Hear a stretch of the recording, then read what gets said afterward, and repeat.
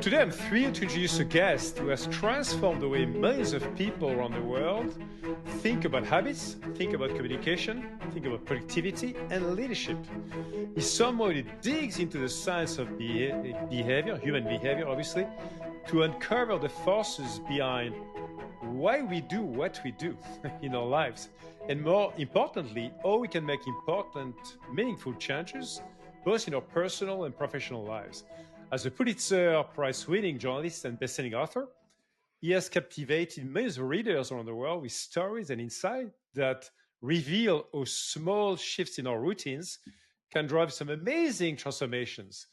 His groundbreaking work has not only shaped individuals, but we tell you also has shaped many organizations and influenced as well leaders globally. Join me as we dive into a very inspiring conversation with none other than Charles Duhigg. A very warm welcome, Charles. Thank you so much. Thank you for having me. This is such a treat. Thanks. So, Charles, I always love to start my conversation with my guests with kind of who they are and their different sense of identity.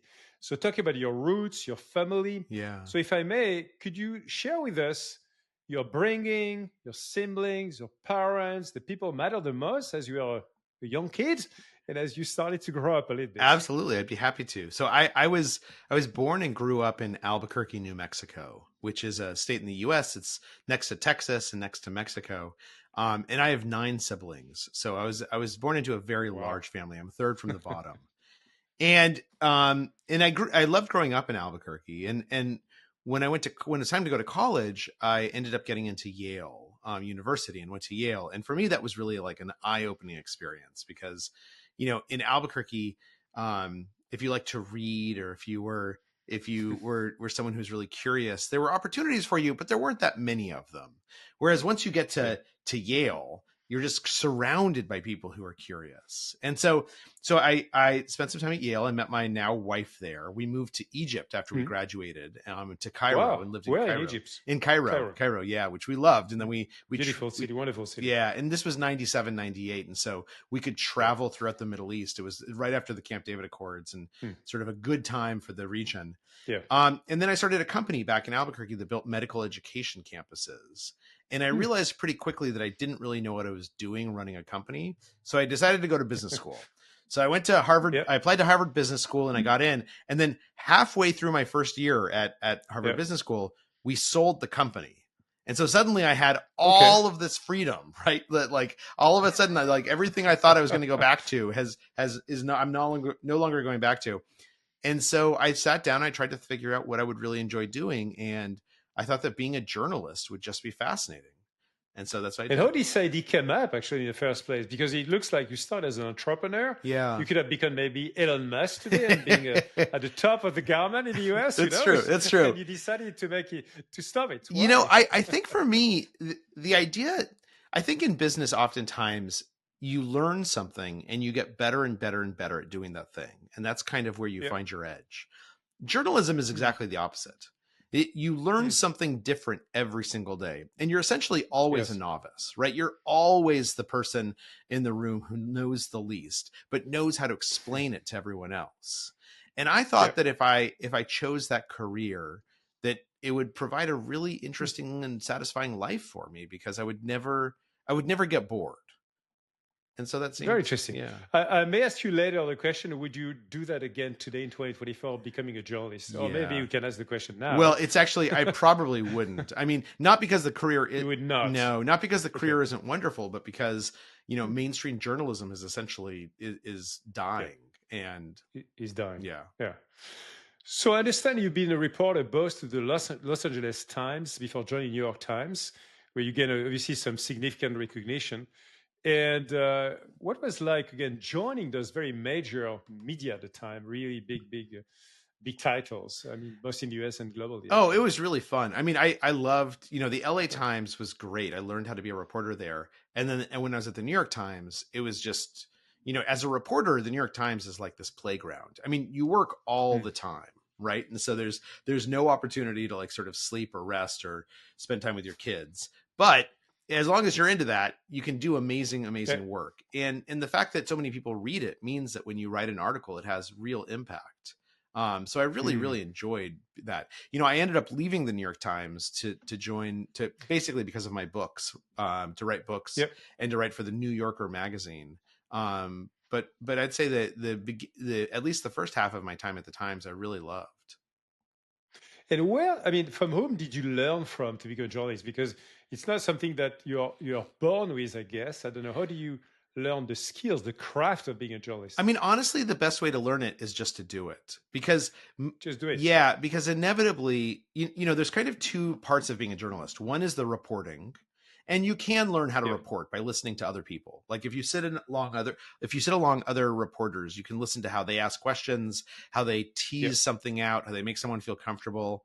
But then the other part of being a journalist besides reporting is writing. And honestly, writing, as you know, is really, really hard. And the only way you learn how to do it is to practice it and to do it poorly and realize, oh, the reason why this didn't work is because I did X instead of Y. And eventually over time, you kind of learn to be a writer. And I think anyone can be a writer. Anyone can become an excellent writer. Really? Yeah, absolutely. It's just a matter Okay. of, I mean, as long as they like writing and they like reading, but I Of think course. anyone can become an excellent writer because it's really just a set of skills that you can learn. Hmm. I may get back to that later, Charles, to talk about the right habits to become a journalist. Sure. But let's hold on for now. So during your time at New York Times, you're also part of the team that produced a notable series on Apple manufacturing practices, and particularly the work they were doing in China.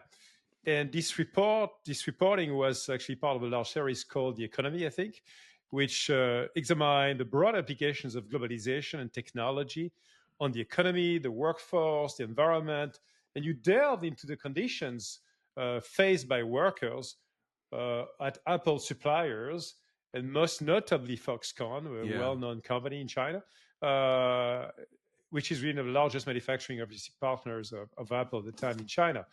And this series earned you actually a Pulitzer Prize for explanatory reporting, I think, in 2013. No, 11 years later, and I'll let you come back to that prize, obviously, to celebrate and talk about that. But no, in 2024, I need to ask you again. You've got a new president coming to office soon, officially, but he's been elected, and clearly listening. And I've been very close to the U.S. Companies, corporate, because of my Microsoft corporate life for many years in my life. It looks like the overall focus on ESG, is going away, and is something actually that companies should even avoid talking about in the US. So same question about protecting the environment and COP29, COP30. Will the US be a participant anymore? So what's your take on this shift? I'm not asking about a political view, but you could, by the way. But how do you think about launching a similar investigation today?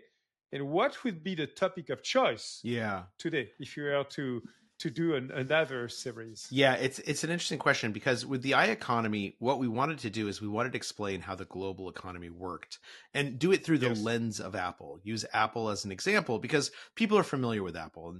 And what we wanted to say is, look, that iPhone that you hold in your hand, it's actually a product of this international global process that even 20 years ago didn't exist.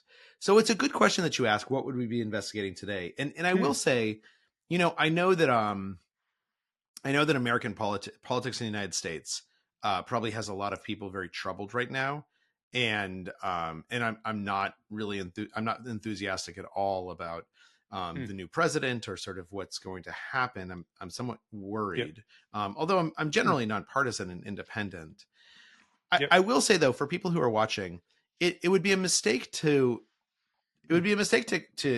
think that who we elect as president is emblematic of who the American people are, right? Almost half the nation voted for someone besides Donald Trump. And those are people who are committed to environmentalism, to making the world a better place, to progressive policies. Now half the nation did vote for Donald Trump. I don't know how many of them were voting because of things like climate change. I think that they were probably voting because of the economy. Something else. Yeah. Economy. So I don't know that I don't think that the US or anyone else for that matter has totally turned their back on things like ESG. But you are right. We are in a time of retreat for those topics. And the question is, what is the right way Hmm. forward? And what I would propose is the right way forward, or suggest, Yep. is that Hmm. we have tried to explain the problem. We have tried to talk about how dire it is. And that doesn't seem Yep. to work, right? People No. don't seem to believe us, or to believe the scientists or whoever is saying this. And Right. they don't seem to be comfortable with the sacrifices that it would entail. So I think we need a new way of talking about these issues that Is it a new appeals. narrative? Is it a new? Yeah, I think part of it is a And new narrative, and we're already seeing this happen in the US. I mean, in the US, we've hmm. seen more hurricanes in the last couple of years than in the Yes. decades preceding that. So, and those Yep. hurricanes, they tend to hit the states that voted for Donald Trump. They tend to hit poor states disproportionately. Yep. And Yes. and so I think what we're seeing is we're seeing people who say, well, I might not believe in that, like all that fancy climate change stuff, but I do believe that there are more hurricanes and we need to do something about Hmm. that. I think that the facts on the ground tend to mature our Hmm. understanding faster than anything else, but it's about building a narrative that takes in those facts into account and doesn't use the Okay. same language that's been alienating in the past. Yeah. So no interest whatsoever right now to write a new book or new series on something around environmental change in the US? No, Not for no. I now. have a colleague, It's okay. Betsy Elizabeth Yeah. Kohlberg, who writes about environmental topics, and she does it wonderfully. Yeah. It's never Hmm. been something. I write more about business and about psychology. Yes. Yes. So let's dive into that.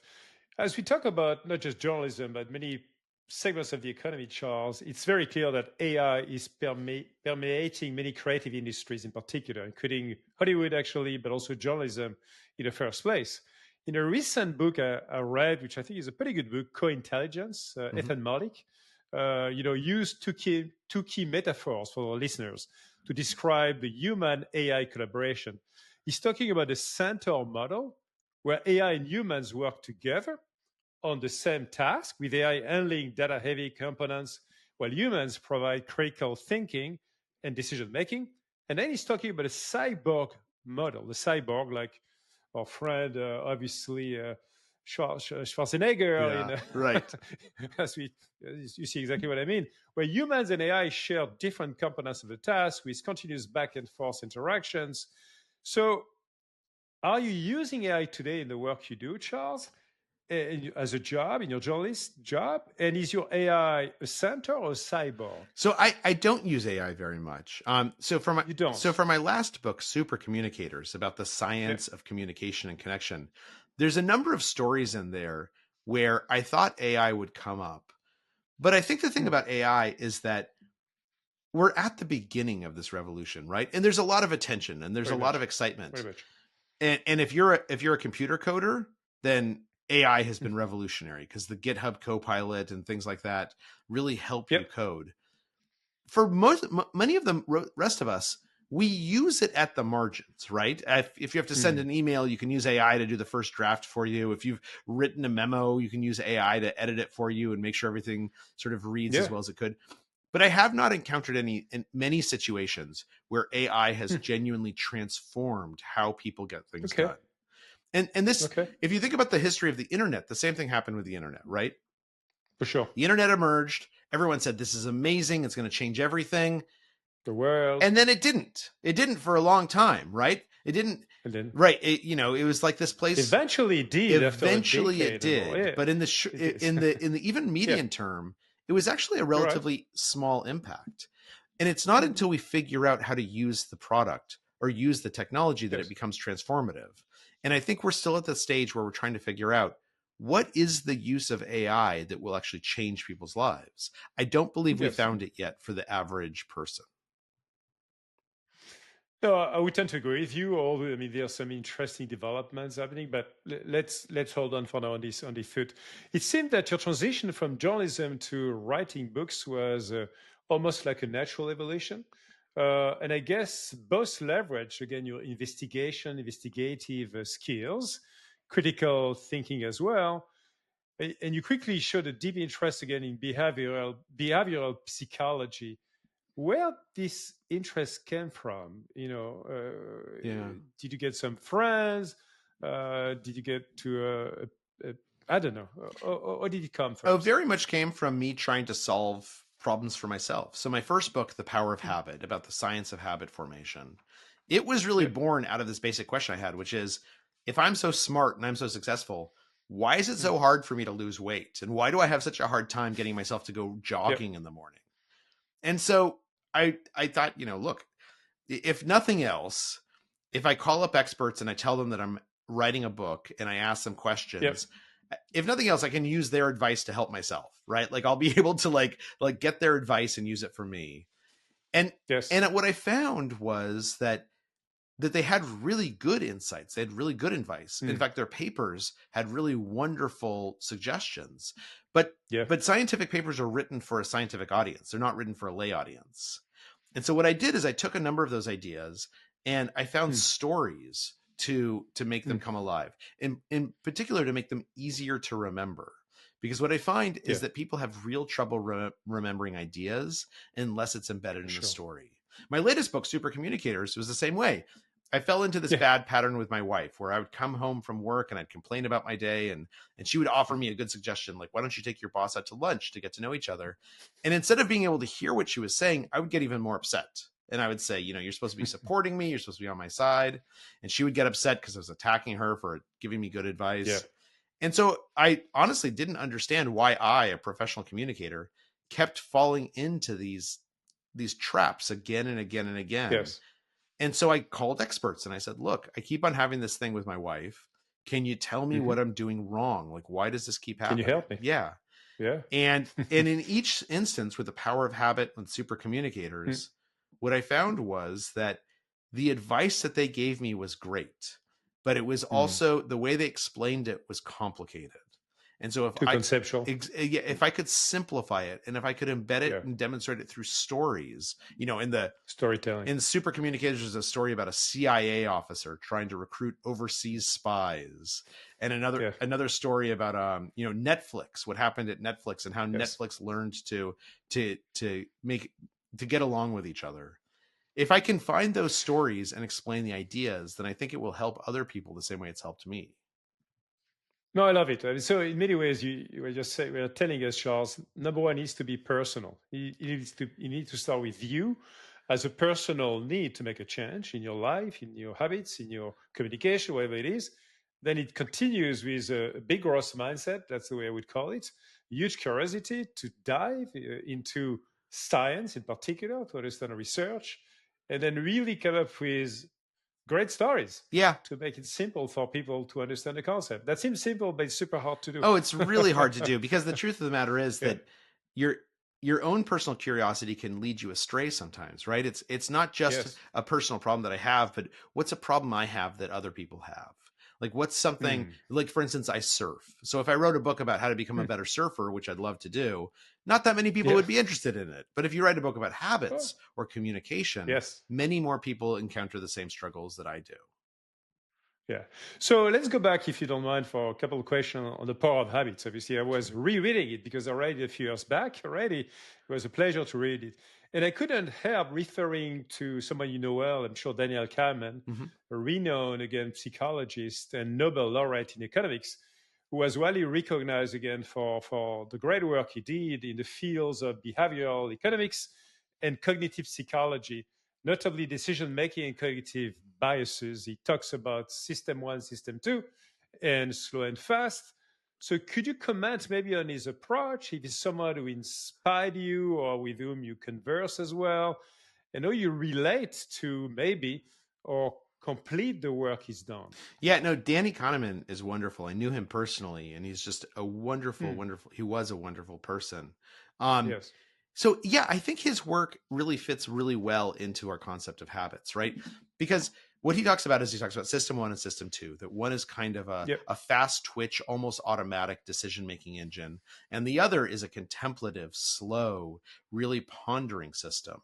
And that there's times when Hmm. system one is better than system two, and times when system two is better than system one. But when we run into problems is when we use the wrong system in a given Yeah. situation. And habits, when you think about them, are very, very similar. Habits are basically every animal on Earth develops habits. There's a part of our brain known as the basal ganglia that every mammal on Hmm. Earth has, and it exists just to make habits. Because without habits, you basically can't evolve. If you have to decide every time you pass an apple and a rock, which one you should pick up and bite and which one you should throw away, it's too Yeah. overwhelming. You're never going to have time. Exhausting as Yeah, well. you're never going to Yes. survive. Yeah. And so our brains, all mammals' brains, have developed this capacity to form automatic behaviors by linking the three parts of a habit, what's known as the habit loop: the cue, the routine, and the reward. Those become neurally linked, and as a result, they unfold automatically. So I think that's very much in keeping with Danny's way of talking about the world, that habits are essentially that fast twitch system, that system that we hardly even think about, that happens almost automatically. So the question, though, is, what do we do about bad habits? Well, the truth is that our brain doesn't distinguish between habits that are good and habits that are bad. It just makes habits. Sure. It's up to us, through our power of decision making, to decide which ones are good and should be encouraged and which ones are bad and should be discouraged. And so I think that's much more like the other system that Danny talks about, this slow, deliberate, contemplative system. Yes. And what's important is that they have to work in tandem, right? It's not that one is better than the other. It's that when they work together and each one comes out at the appropriate moment, that's when we become successful. Yeah. No, I love it. Super clear. In your book, you said, Charles, we are what we repeatedly do. Excellence, then, is not an act, but a habit. Yeah. So could you please comment that statement or sentence? Yeah, absolutely. This is something. Can habits... Sure, go ahead. Yep. Yeah, can habits lead us towards excellence and make us better people as well? Oh, absolutely. So this is, that quote that you just read is actually a quote from Aristotle. And sorry. And no, it's fine. It's fine, because I do quote it in the book. Yeah. And the reason I quote it in the book is because our conceptions of habits, that we have these automatic behaviors, it has been with us since antiquity, right? It has long been a priority of everyone since the ancient Greeks to figure out how to get better habits, how to change our habits, how to encourage good habits. And I think what it's basically saying is, it's saying that excellence is entirely dependent upon habits, right? The world is too complicated and our lives are too busy to have to make a choice every moment of every day. If every day you sit down and you have in front of you a healthy breakfast and an unhealthy breakfast, and you have to decide which one to eat, half the time you're going to eat the unhealthy breakfast, right? At least half. And so one of the things that we've thought about is, how do we build the habits within ourselves so that we don't have to use up this precious sort of use up the energy of our precious energy of our mind, and instead be able to relegate that energy to more important things, like thinking about strategy, or thinking about planning, or thinking about how to communicate with other people. So habits are at the core of why some people are successful and others aren't. And we'll make the connection later on, Charles, obviously, on productivity, working smarter and faster as well, because I think there's a direct linkage to that as well. Would you mind, in 1 minute, because I know you're great at that, coming back to the three pillars of that habit formation? Yeah, absolutely. For listeners, just to, again, make it simple for them to understand. So one of the things that we've learned recently from research is that we tend to think of a habit as being one thing, right? I'm eating something for breakfast, or I'm going for a jog. But actually, every single habit has three components. And the way that a habit works is that there's a cue, which is like a trigger for an automatic behavior. And then there's the routine, which is the behavior itself, what we normally think of as a habit. And then finally, there's a reward. Every habit in your life delivers a reward to you, whether you're aware of it or not. And what studies tell us is that about 40 to 45% of what we do every day is not actually a decision we're making. It's a habit. And each time we do that, each time we back the car to the driveway, or we go into the cafeteria and we get a hamburger instead of a salad, each time there is a cue which triggers that behavior, that routine, and then it delivers some reward to us. And what we've discovered is that most people focus on the routine. Most people focus on the behavior itself.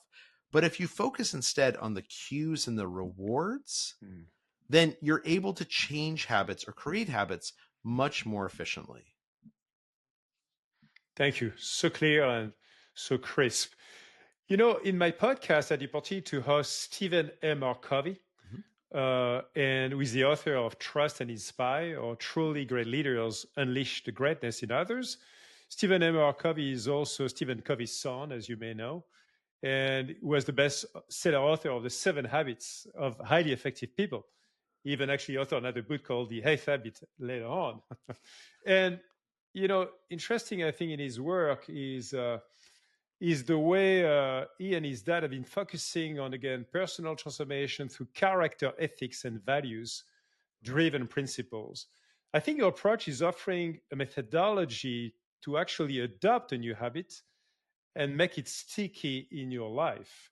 So when it comes to character and personal development frameworks, such as the one proposed by Stephen Covey as an example, the 7 Habits, and many others who come up with their own frameworks, by the way, what is your own philosophy for personal development as a framework that can benefit from the power of habits? That's a good question. I would say I've read Stephen Covey's work, and I think The 7 Habits of Highly Effective People is wonderful. It's very different from, for instance, The Power of Habit, right? Because he's not getting into the science of how habits form. He's getting into which habits he thinks you should embrace. And they're great habits, right? Basically think of the end, anticipate how you want things to end before you begin them, because start with the end in mind. That's just good advice. Yes. But I think when it comes to this question that you asked of what's sort of my philosophy of what habits should be embraced, the answer is I actually don't know that I'm qualified to answer that for everyone. Okay. Because I think that different people need different habits at different moments. So for one person, having a cocktail after dinner might be a terrible habit, right? It makes them tired. But for someone else, having that nightly cocktail might not be terrible. And it might in fact be good. It helps them relax. I think the point is I'm not trying to tell you which habits to embrace. Although in my second book, Smarter, Faster, Better, I do a little bit. But in The Power of Habit, what I'm doing is I'm saying, look, here's the tools for you to diagnose your own habits and to change the ones you don't like and create the ones that you think you need. And there's some that obviously are very helpful. If you exercise regularly, that's a great habit. It's going to make you healthier and smarter and happier. But I'd say the real quest for people is once you learn how to shape your own habits, to decide what habits you want to create in your own life. But you want to prioritize your own life, absolutely. That's right. Yeah. And so we'll come back to that as well as we talk about the key goals, the key way you drive your agendas, your weeks, your months, your year, basically your key priorities. By the way, as you talk about a cocktail party, I'm sorry, I'm kind of taking a different route. I kind of resist asking you the question I heard you talking about. What is the best question to ask to people you don't even know in a party? To get a real connection with the people. Yeah, so this delves into Supercommunicators, my latest book. Yes. So I would say if you're at a party, the best thing to do is to ask someone a deep question. And a deep question is something that asks us about our values or beliefs or experiences. And that can sound a little bit intimidating, but it's as simple as like if you meet someone who's a doctor, instead of asking, oh, what hospital do you work at? Asking them, oh, what made you decide to go to medical school? Right? That second question, which is asking them not about the facts of their life, but inviting them to talk about how they feel about their life, that's going to invite them to say something real and meaningful and revealing. And the great thing about deep questions is then you can answer that same question yourself, right? It feels very natural to say, oh, it's interesting. That's why you went to medical school.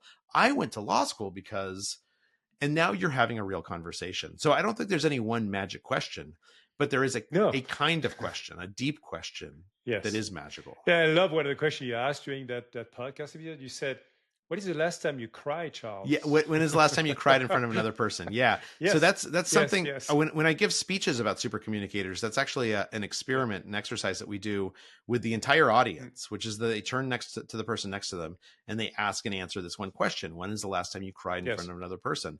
And what we found is that people are very anxious about this conversation. They don't think they're going to enjoy it very much at all.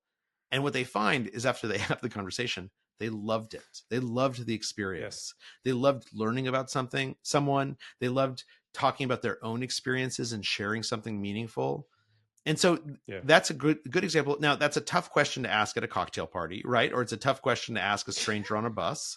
But there are questions like that are easier to Yes. ask that achieve the same goals. No, great advice again. All about the art of questioning and listening as well on both sides Yeah. of the party. No, I like to come back to the power habits, but going from the personal level to the organizational level. I've been working for large corporations 40 years of my life, so I can relate to some of that. In your books, you've done a wonderful job discussing how companies like Starbucks, Alcoa, Target use the power of habits to improve performance and customer engagement as well, and employee engagement. For example, Alcoa's former CEO, Paul O'Neill, focused on worker safety as a keystone habit, which transformed the company's culture and clearly created incredible performance for the company. So today, many companies are struggling to establish a cohesive culture with a very fast changing workforce, between baby boomers, millennials, Gen Z, all mixed together, including hybrid work as well, by the way, because of COVID-19 in the meantime. So if you were today, Charles, to meet a group of CEOs and CHROs, so the HR leaders of large companies, what would be your guidance on how they can actually reshape their culture by mastering the power of habits at the enterprise level? Yeah, it's a great question. And it's important to note that organizations have habits just like individuals do, right? Sometimes we refer to them as culture or, the unwritten rules. But every organization develops its own habits. And I think there's two things that I would tell leaders as they think about how to shape their own habits. The first is to recognize that many of the habits that people develop, they develop it because it gives them a reward, it gives them personally a reward, but it might not reward the organization. Right. So the person who delays and delays and delays submitting their expenses and then does it on the last day, for the organization, that's terrible, right? There's no reward there, just punishment. But for that individual, they're saying, look, like, this is such a hassle. I don't want to do it once a week. I'm just going to let it all build up. And then I'm going to set aside one day and I'm going to do them all. And you end up paying me anyways. So why should I change what I'm doing? So the reward there for the individual is counter to the reward for the organization. And the question becomes, how do we build patterns where both the individual and the organization experience the reward? Right. So profit sharing is a great example of this, right? I mean, one of the reasons profit sharing is used, where the company shares profits with employees, is because that way they're aligned. They're both focused on the same reward. Now, the other thing to think about, though, is some habits are more important than others. Some habits, when they start to change, they set off this chain reaction that changes other patterns throughout an organization or through someone's life, right? And we see this in our own life all the time. When you when you start an exercise habit, you tend to start eating more healthily. And that, for some reason, we think that makes sense. That, like, if my legs are sore from going for a run this morning, it's easier for me to eat a salad. But what's interesting is that research shows that on the days that you exercise, when it becomes a habit, you also, for instance, use your credit card less frequently. You procrastinate less. If you have dirty dishes, you start washing them on average about 18 or 20 minutes earlier in the day. Now, none of us, when we go for a run, think that this is going to affect how we use our credit cards. But for many people, exercise is a keystone habit. It sets off a chain reaction that changes other patterns in someone's life. And the same thing is true for companies. What the big goal for leaders is figuring out what is the keystone habit that you can change that will set off a chain reaction, changing other patterns within this company. And you're exactly right. At Alcoa, under Paul O'Neill, that keystone habit was worker safety, right? Paul O'Neill said, look, we are going to become focused on improving worker safety. I don't want there to be one employee who's injured in these big plants that we run. And because he knew that if they focus on worker safety, the way to get even safer and safer and safer is to follow the rules more and more and more. And if you follow the rules more and more and more, then the aluminum you're producing is better and better and better quality. So by focusing Yes. on worker safety, he's actually able to improve the quality of their product. But if he went in and said, I want you to improve the quality of the product, everyone would have said, what's in it for me? There's nothing about this. It would have been a reward for the company. It would not have been a reward for the individual. But by focusing on Yeah. worker safety, by choosing that keystone habit, what he's saying is, you, the individual, you will come to work knowing that you are safer, knowing that your odds of going home to your kids uninjured is higher. That's a reward for you. And we, the company, know that the way that you'll do that is by improving the quality of our product. So our rewards are aligned in that situation. And as a Mm. result, when that habit starts to change, it sets off a chain reaction that changes all kinds of other habits as well. No, I think it's very powerful, and I can relate as well somehow really to that point, Charles. As I was working alongside Satya Nadella for many years during the last 10 years for the transformation of Microsoft, and in many ways, when people ask me the question about what made Microsoft such a different company last 10 years in their transformation, I would say, well, it's all about the culture in particular, not only, but in particular, what is called that, well, the growth mindset, Mm-hmm. which means in terms of a culture, having people at all levels, from the CEO Satya himself all the way down nine levels down in the organization, people who are listening a lot more, people who are eager to learn from others all the time, as opposed to know it all the time.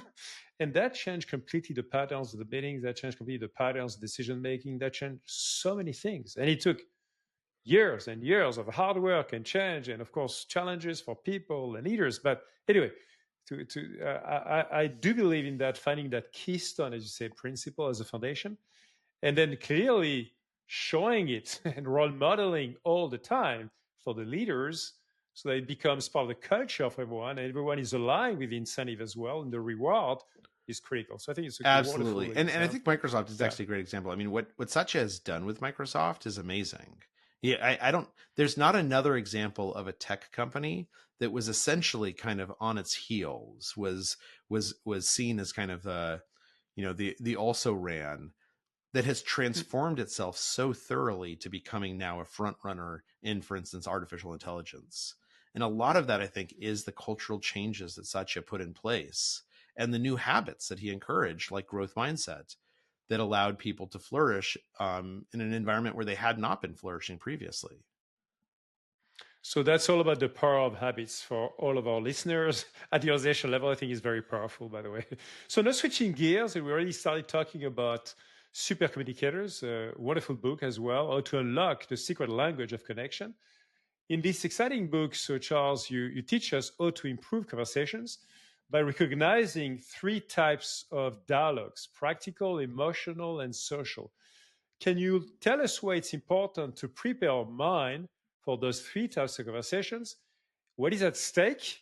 In order to get the best from each one of those conversations. Yeah, absolutely. So as I mentioned, Super Communicators, my book, it started because of this issue I had with my wife, where we'd fall into this pattern. Yeah. And when I went to researchers to ask them why this was happening and how to improve it, what they said is, look, we're really glad you came because we're living through this golden age of understanding communication for really the first time. And one of the things that we've discovered is that when two or more people have a Mm. discussion, they tend to assume that that discussion is about one thing, right? We're talking about where to go on vacation, or what happened today, or our kids' grades. But actually, they said, if you look at people's brains, what you see is that they're not having just one discussion. They're having many different kinds of conversations. And in general, those kinds of conversations, they tend to fall into three buckets. The first bucket is practical conversations, right? Where we're making plans, we're solving problems together. Mm. But then sometimes I want to have emotional conversations, and that's the second bucket. And when I tell you how I'm feeling about something, I don't want you to solve my feelings. I want you to empathize and relate to me. To feel it. Exactly. And Yeah. then thirdly, there's these social conversations, which is about how we relate to Mm. each other, how we relate to society, the social identities that are important to us. And what they said is, what we've discovered is all the three kinds of conversations are all legitimate. But if people in a conversation, if they aren't having the same kind of conversation at the same moment, then they can't really Mm. hear each other. They can't connect with each other, which is, of course, what Yes. was happening with me and my wife. I was having an emotional conversation. She was having a practical conversation, and we were like ships passing in the night. But Absolutely. Yeah. they said, what we've discovered is that when people align, when they have the same kind of conversation at the same moment, then suddenly something kind of magical happens. Mm. They not only hear each other and trust each other more, and feel more connected, but also at that moment, they can start moving from conversation to conversation together, right? So they can start with Mm. the emotional and then move to the practical and then back to the emotional and then to the social. And as long as they're moving together, they can understand each other and they feel connected. And within psychology, Mm. this is what's known as the matching principle, that Yeah. successful communication requires having the same kind of conversation at the same time. Love it. Love again the clarity of the framework. Now, to get more into the specifics of the model, the way it works as well, I wanted to come back to an episode I had on that podcast. Someone you may know, Kim Cameron, Mhm. who is one of the authors of, who has been shaping positive leadership with a few other authors that the great pleasure to us, such as also Martin Seligman and Barbara Fredrickson. Yeah. So wonderful people as well. And Kim has been very much emphasizing what is calling positive communication in his framework to become a positive leader. And he talks about a way to have a supportive communication with active listening, empathy, or to use positive framing as well, or to express genuine appreciation, gratitude, to highlight the strengths of the others, and create a safe space, and use nonverbal cues as well, very important, to have a very impactful effect. So, my question, if you want to become a super communicator, do we need to master a positive communication as well, or do you see it as optional? I think it depends what you mean by positive communication. I think one of the things that he's pointing at is that oftentimes when people come to us and they're, even if they appear to be having a practical conversation, they might actually be having an emotional conversation. And Emotional. what's important is that we show them empathy, right? That we show them that we hear them. And this gets to another point about super communicators. So there's a couple of skills that super communicators have. And I'll mention all of us are super communicators at one time or another, right? When someone has a bad day and they tell a friend telephones you and you know exactly what to say to sort of perk them up, you are being a super communicator, and they're probably a super communicator back to you. So all Yeah. know how to be a super communicator. The difference is that there are some people who are consistent super communicators. They know how to do this in almost any setting. They know how to connect with almost anyone. And there's a couple of skills that they have mastered that any of us can learn. The first skill is asking those deep questions, which I mentioned, right? Mm. Asking questions that allow the other person to talk about their values or their beliefs or their experiences in such a way that it reveals something that feels meaningful about them, and then responding in kind. The second skill, which gets to what you were just asking about, Yep. is not only listening, but Mm. proving that we are listening. Oftentimes, even if someone is a great listener, if they don't show us that they're listening, we tend not to believe that they are a good listener. We tend not to believe that they have heard us. So, in addition Yes. to listening, what's important is showing the person that we're listening, proving to them that we're listening. And there's a technique for this that they teach at Harvard and Stanford and other fancy schools. It's very simple, which is it's known as looping for understanding. And it has 3 steps. Step 1 is that you ask a question, preferably a deep question. Step 2 is that once that person answers the question, you repeat back what you heard them say in your own words. Now, what's important is this is not mimicry. Rather, this is Yeah. matching, right? This is me saying, what I hear you saying is this, and then actually adding something to it, saying, it occurs to me that what you're really saying is. So Mm. that's step 1 and 2. And most of us do that almost intuitively. But step 3 is the one that I always forget, which is once you've repeated back what you heard the person say, ask them if you got it right. Because Yes. what's actually happening in that moment is that you are asking them for permission to acknowledge that you were Two. listening. And one of the things Yeah. that we know Such great. about how our brains evolved is that when Mm. I believe someone is listening to me, when I acknowledge that you are listening to me, I Mm. become much more likely to listen to you in return. And Yes. so this positive communication, what I think it really is it's about proving that you're listening, proving that you It hear, is. showing that you want to connect with the person. And when you do that, suddenly you find the ability to really connect in a profound way. All right, so well said. And in many ways, I think it also relates to the kind of third level of that deep empathy that Daniel Goleman is Mhm. talking about, the empathetic concern, where you go beyond just the first level of empathy. It's not just about feeling the emotion and being in the shoes of someone else, but showing to the person that actually you understand exactly what he feels and why you care for that particular feeling at this particular moment. So I think it's Exactly. very I powerful. agree. Now, I'd like to go back to the work you've done after the book, which was an incredible bestseller. You sold millions of The Power of Habits, and we understand why.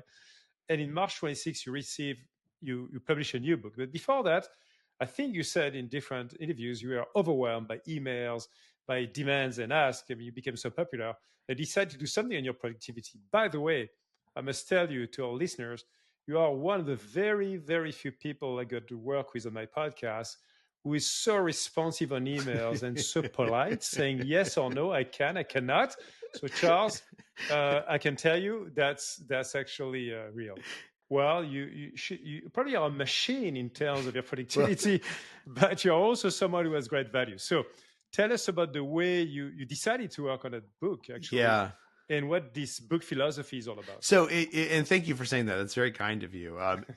Yeah. So after The Power of Habit, as you mentioned, I was luckily and very fortunately overwhelmed by opportunities and other work I could do. And I started looking around and I realized that there's some people who are really good at getting things done and other people who struggle at it more. And so I started trying to figure out what's the difference there. Like what creates real productivity? And Yeah. what I learned pretty quickly and what the research shows is that the people who are most productive are not the people who can simply focus the best or can block out all the distractions. Rather, the people who are most productive are the people who build habits that allow them to think more deeply, particularly when thinking is hard, right? Particularly when we're feeling stressed or overwhelmed, or we have too many things going on, or there's a bunch of emails coming in. It's the people who can take a step back and say, okay, look, let me think about what's actually my priority here, what's important and what's unimportant. And let me focus on the important things. And it turns out that there's a series of habits that allow us to think more deeply during those moments. So how do you do that, Charles? How do you do that? Because that seems Yeah. magical. So let's take to most one people. for instance, like take a habit, take on innovation, right? Innovation is something that we're asked to do on a regular basis. We don't always get to determine, we don't get to wait until, the muse strikes us. It's somebody comes in and they say, hey, look, I need a new solution for this in 24 hours. Now you're on the clock and the pressure's on. And many people start just scurrying, right? They start like throwing things against the wall to see what sticks. But the most successful people are in a habit of understanding what innovation is. And what innovation is it's not about creating something new. Most innovation is about taking an old idea and putting it into a new context. So you mentioned Danny Kahneman, who's a great example. Yep. So Danny basically took these old psychological principles and he applied them to economic questions. And that's not, he didn't do it. He didn't create anything out of whole cloth. He simply mixed these together. Another great example is the invention of the bicycle helmet. The bicycle helmet was invented by this guy in Rhode Island who was a boat maker. And it was the winter, and he got hired by this design firm basically as like a favor because he was friends with the owner. And they gave him a product. They gave him a project. Go create a new kind of helmet that people had been struggling with. And he said, look, I'm just going to make a helmet that looks like a boat hull, right? Because boat hulls are really good at distributing impact. And he invented the bicycle helmet. It's nothing new. It's just a new application. Researchers and economists refer to this as being an innovation broker, as innovation as an import-export business. So the question is, how do we develop the habit that allows us to be an innovation broker? Well, part of it is just being curious, right? Learning about all kinds of different things so that you have a wide set to draw on. But the other thing is that we've noticed that people who are innovation brokers, they have habits that allow them to easily reflect on what they've learned. So they do things like take a walk every Sunday by themselves and just think about, the coming week and the problems that they confront. They just thinking time. Exactly. They're in the habit of when they get home, and I do this myself. When they get home, describing their day in excruciating detail to their spouse. And my wife, when I tell her all about my day, she gets bored. She doesn't care, but I'm not really doing it for her, right? I'm doing it for myself. Yeah, it's for you. Right. So I think when we build these habits, what are known as contemplative routines into our life, it allows us in those moments of stress to fall Mm, back on a habit that helps us see things more deeply and helps us think more deeply. mm, And that mm. deep thinking is at the core of real Yeah. productivity. No, I think it's very strong. And I'd like you to maybe elaborate a bit as well on the concept you talked about in your book, which is the importance of having some mental models Mm-hmm. to shape new habits as well.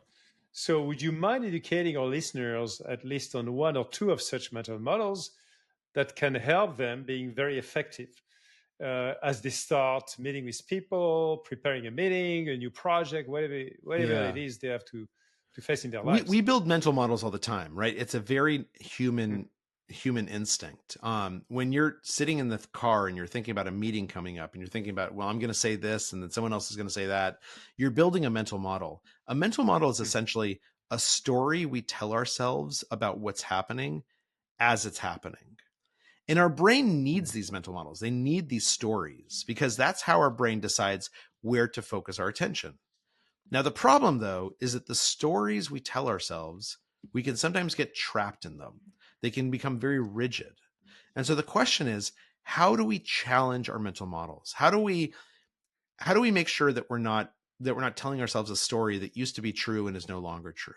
Yes. And the way that we Yes. do that oftentimes is by surrounding ourselves by people who challenge Mm, us, who say, look, mm. I think you're saying something this way, but here's another way of saying it. People who play the devil's advocate, people who poke holes in our plans. Those people Yes. are not necessarily the most pleasant people to spend time with, right? It's kind of a Mm. hassle. Probably all of us belong Yes. to some team, and there's someone on that Yeah. team that we're like, Jim again. He's gonna just like rail against this idea. But those people are actually very, very important because they are Yes. surrounding ourselves with them is a habit that challenges the Mm, stories inside our head, the mental models inside our head. And mm, when we start to challenge those instinctually, that's when we can avoid the downside of mental models, which is getting stuck with a mm. story in our head that's outdated, that no longer works, that doesn't apply to this situation. Yeah. So you need that trusted advisor or kind of trusted collaborator, communicator, or not necessarily friend who can tell you, who can actually be trustful with you, but also be honest, Yeah. brutally honest with you as well. I guess Yeah. some of the And storytelling you tell I yourself. think part Yes. of it is that, that it doesn't even have to be just one trusted advisor. You can get in the habit of Yeah. basically being like, hey, here's my plan. What do you think about that? Do you see any Mm. problems? Like if you ask Yeah. everyone that, some people are going to raise some issues that you hadn't thought of before. I do this with stories all the time.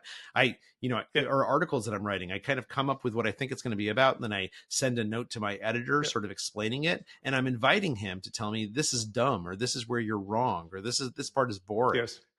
Like the more Yeah. that we solicit others' feedback, Mm. the stronger we become. The stronger. Uh, Charles, I'd love to get to the core of your productivity kind of formula of success. You know, it made me think about a book that I read as well a few years ago from Richard Koch called The 80-20 Mhm. Principle, where Richard Koch talked, it's a bestseller book. He talked about the principle that identifying the 20% of activities that bring 80% of happiness and satisfaction can help people lead more fulfilling lives. So, accelerating that thought, when it comes to time management and the way you apply what you call, I think, your killer application, which is the way you work smarter. What is your practical approach to Charles Duhigg agenda every day, every week, every month, Yeah. every year? What do you do? And What do I you should do? mention that all these ideas come from my book Smarter, Faster, Better, right? Which is about Yes. productivity. Um, Yeah. so here's one of the things that I do, and I think that this gets to the 80-20 rule. What he's really talking about there is prioritization, right? And Yes. so I think to-do lists are a good example Yeah. of a mistake that it's easy to make. Oftentimes we use to-do lists as a memory list, right? We think of something we should do, we Correct. write it down. We think of something else we should do, we're like, I don't want to forget that. I write it down. That's good. That's good because carrying things around in our head can be cumbersome and then we tend to forget things. So we should absolutely write down a list of things that we want to get done. But that should not be your to-do list. Because what happens is if you look at that list and there's 20 items on it, your brain automatically will go to the easiest item. And this is because we Mm. all have a need for what's known as cognitive closure, for the sense of Yes. productivity, for sense of getting things done. And so what we should do is, instead of using that memory list as a to-do list, is that every Yes. morning we wake up and we write down Hmm. a to-do list. And a to-do list should never have more than 3 things on it. Right. And we can use our memory list. Things. We can use our memory list to figure out what to put on the to-do list, but no more than 3. And the first thing is the most important thing you can get done today that's going to have impact. The second thing is the thing that you absolutely have to do today, right? That like, it doesn't have a lot of impact, but it has to get done today. And then the third thing is, if you get those first 2 things done, then you've got another one you can go to, but you should not expect to get the third thing done. You should only expect to get 2 things a day done. But the key is to choose every morning the most important things, the most important thing for that day. And the reason why that's powerful is because you can get 10 things done, but if they're stupid, meaningless things, then there's no impact. Versus getting one important thing done can change everything. So that's how I stay productive. I love it. Now, as we are getting to the end, almost, Charles, right on time, which is wonderful. I want to respect your time, as you are so great Thank you. at establishing your priorities and delivering on it. I need to ask you about your own definition of a positive leader. Mm-hmm. What does it mean for you to be a positive leader? What does positive leadership as a philosophy of leadership means, if it has any significant meaning for you? Because I love to ask that question to any of my guests, and given everything you've done, I think it'd be great to hear your own definition of success. So I think that I really buy into the idea of servant leadership, right? Where the leader basically works to serve his employees and to make his employees more successful. Now, that doesn't mean that the employee can do whatever they want. Oftentimes we have to be focused on the same goal, and you have to be focused on that goal alongside me. But the best jobs are the jobs where people walk away from that job feeling like they know more than they did before. And when we feel like we're learning at work, when we feel like we're growing at work, when we're experiencing that growth mindset, and we're surrounded by other people who are encouraging us, that's when we do some of our best work. If you have to order people around and tell them what to do every minute of every day, it's very, very inefficient. But if you can figure out how to give people the freedom and the guidance so that they decide what to do with it, how to spend their time, so that they decide how to be effective, what you're doing is you're empowering them. And if you choose the right people and you encourage them, they end up doing far better work than you could do on your own. So that's my idea of leadership, of positive leadership, is servant leadership. And I think it's really admirable when we see it. I love it, Charles. Thank you so much for this very inspiring, fascinating conversation. Your insights are truly enlightening, and I'm sure our listeners will take away many invaluable lessons, tips as well. If you've not already, I highly recommend you picking up both Charles' books, The Power of Habits, Smarter, Faster, Better, Supercommunicator as well. And for all listeners, if you enjoyed today's episode, please take a moment to rate the podcast. With 5 stars would be even better. It would be wonderful. Your support helps us to do a better work. And don't forget to join us in 2 weeks for a brand new episode. Until then, keep leading with positivity and purpose. And thank you so much for listening. Thank you so much, Charles. Thank you. Take care.